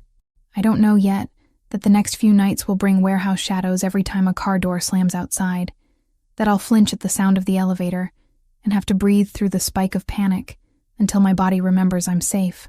For now, all I can do is focus on the solidity of his heartbeat under my cheek and trust that the shaking in my hands will eventually learn to quiet. But as we lie in his bed, me curled against his chest, his arms protective around me, I realize I am processing it, not through breakdown or panic, but through certainty. Certainty that choosing Franco means choosing this life, these dangers, these moments of terror balanced against moments of profound connection. I love you, I whisper into the darkness. Even after today, maybe especially after today, I love you. His arms tighten. I love you too, more than I thought possible to love anyone. And I swear to you, Emily, they will never touch you again. Whatever it takes, however I have to structure my operations, you will be safe. It's a promise he can't absolutely keep. We both know that. But lying in his arms, feeling the steady beat of his heart, I choose to believe him anyway. Because love in Franco's world means accepting that safety is relative, that protection comes with complexity, and that sometimes the most dangerous choice is also the most honest one. And I'm choosing him, consciously and completely, with full awareness of exactly what that means. The 2 weeks following my abduction pass in careful reconstruction. Franco implements his strategy exactly as we discussed. Negotiations continue with the Yakuza Yamaguchi, but now with additional terms that make them financially and politically accountable for the security breach. They pay $2 million in restitution, publicly acknowledge the violation of established boundaries, and agree to neutral mediators overseeing the territorial agreement. It's brilliant strategy wrapped in pragmatism, and I watch Franco execute it with the same precise control he brings to everything else. But I also see what it costs him. The restraint required to choose negotiation over revenge, the careful management of his own people who expected violence and got diplomacy instead. Some of them think you're going soft, Roberto mentions one afternoon, 3 weeks post-abduction, when I'm back in the office working half-days as Franco slowly allows me to resume normal routines. The younger guys especially. They see negotiation as weakness. What do you think? I ask, genuinely curious about his perspective. I think Franco is smart enough to know when violence serves his interests and when it doesn't. War with the Yakuza would have cost lives, money, and territorial stability for years. This way, we got compensation, established clear boundaries, and showed we're powerful enough to demand accountability without firing a single shot. Roberto leans against my desk. That's not weakness. That's evolution. The observation stays with me through the following weeks, as life gradually returns to something resembling normalcy. My family visits in mid-December, finally making the trip that got postponed after my abduction. I don't tell them what happened, just that there were security concerns that required delay. And Franco welcomes them with the same careful hospitality he shows everyone he's trying to impress. My father James is 58, but looks older, the weight of 2 years' unemployment visible in his posture, his hesitant handshake. My mother Linda has the exhausted competence of someone who's been carrying too much for too long. And my sister Kayla is 19 and wide-eyed at everything. The brownstone, Franco's obvious wealth, the way people defer to him with respect that borders on fear. Franco shows them the restaurant operations personally, walking them through 3 different locations across Brooklyn. He's impressive without being showy, explaining the business model, the management structure, the actual job he's offering my father with genuine respect for his experience. "Mr. Richardson," Franco says over lunch at one of his restaurants, "I've reviewed your resume and references. Your facilities management experience is exactly what we need to coordinate operations across multiple locations. The position is yours if you want it. Salary of $85,000, full benefits. Start date flexible based on your needs." My father's hands shake slightly as he processes this. That's very generous, Mr. Ravellini. But I have to ask, why? Why offer this to someone you've never met? Because Emily matters to me. Because ensuring her family's stability reduces stress that might affect her work and well-being. And because I genuinely need someone with your skill set. Franco's directness is refreshing. "This isn't charity, Mr. Richardson. It's practical business that happens to benefit everyone involved." Later, when my parents are touring one of the restaurant kitchens with the manager, Kayla corners me in a quiet hallway. "Emily, your boyfriend is kind of terrifying," she whispers. "Like he's nice. But there's something underneath. Something dangerous." "I know," I say simply. "And you're okay with that?" I think about the question. About everything I've learned in 4 months with Franco. I'm choosing it consciously, with full awareness of what it means. That's different than being okay with it. It's accepting complexity. Kayla studies me for a long moment. "You love him. Very much. Then I'm happy for you, even if he is scary." My parents accept Franco's offer that evening. The relief on my father's face when he shakes Franco's hand is worth every complicated choice that led here. They'll relocate to New York in January, giving my father time to start the new position and my mother time to transfer her nursing license. After they leave, Franco pulls me into his arms in the quiet of his brownstone. "That went well. You were perfect with them." "Thank you for that. I meant what I said. It benefits me to have your family stable and close. You'll worry less, focus better, and I get the satisfaction of fixing a problem that's been hurting you." He kisses my forehead. Pragmatism wrapped in care. December slides into early January with the kind of peaceful routine I never expected to find in Franco's world. The Yakuza agreement holds. Territorial boundaries respected, no further incidents. A fragile peace maintained through clear consequences and mutual pragmatism. My family settles into New York, my father starting his new position with enthusiasm that restores some of his lost vitality. My mother finds work at Brooklyn Methodist, coincidentally the same hospital where Roberto's girlfriend Vanessa works. Roberto and Vanessa get engaged on New Year's Eve at the monthly family dinner, surprising no one who's watched them together for the past 6 months. The celebration is warm, genuine, full of people who've become unexpectedly important to me. Joseph with his rare smile, Marco and his wife, Anthony and his teenage kids, all the complicated families that form Franco's inner circle.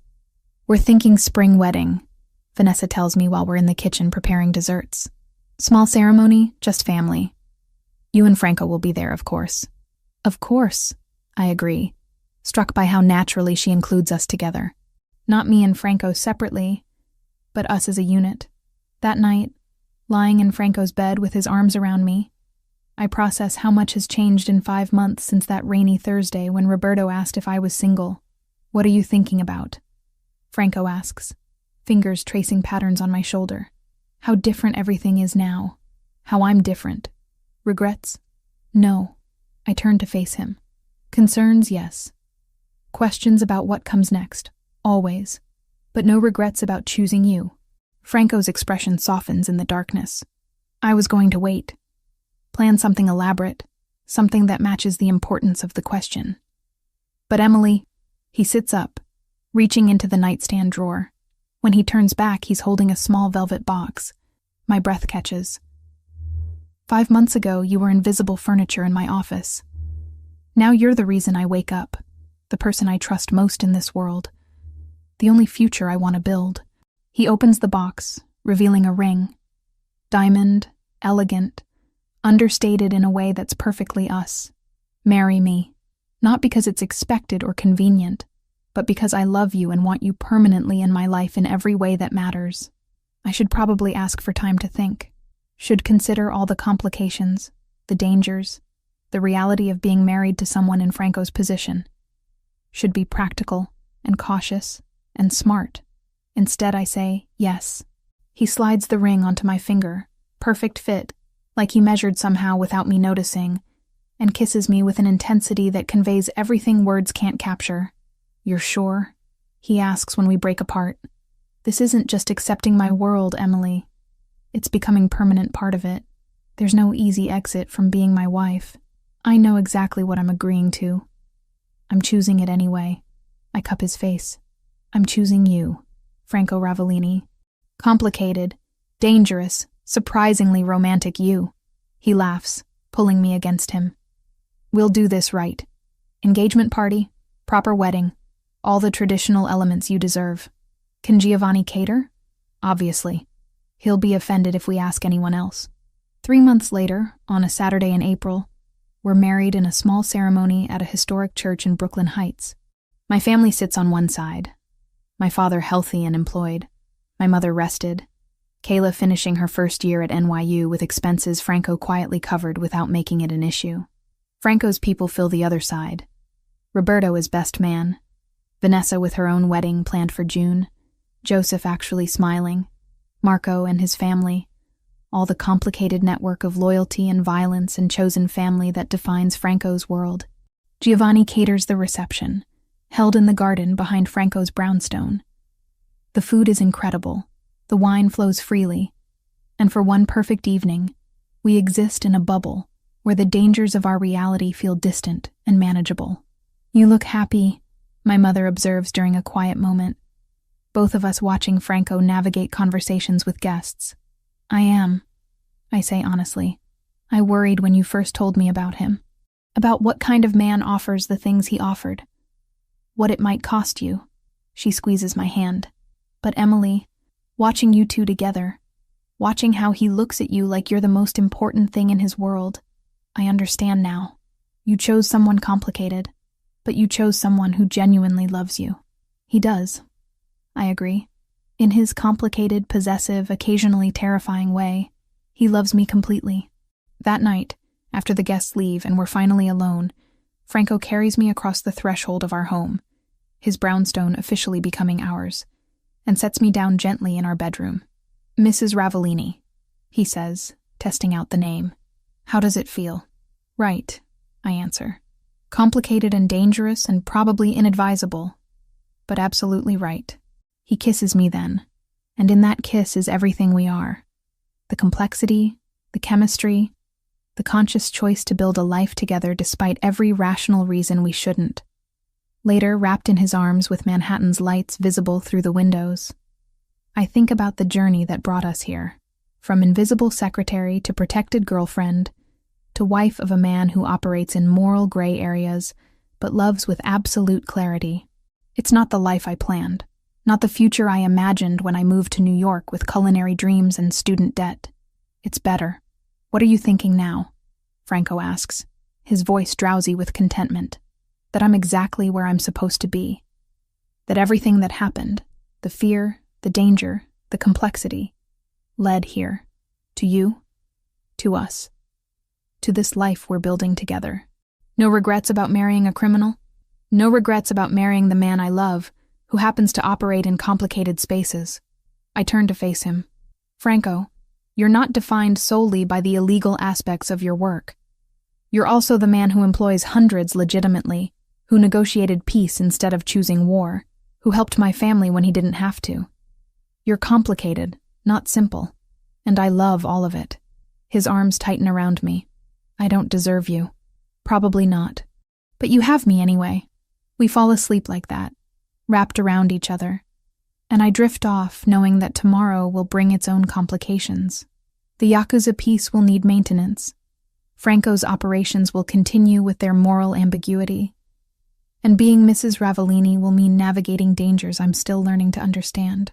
But tonight, in this moment, we're just Emily and Franco, two people who found each other against all odds and chose to build something real from the complicated truth of who we are together. And that choice, conscious and complete, is the only certainty that matters.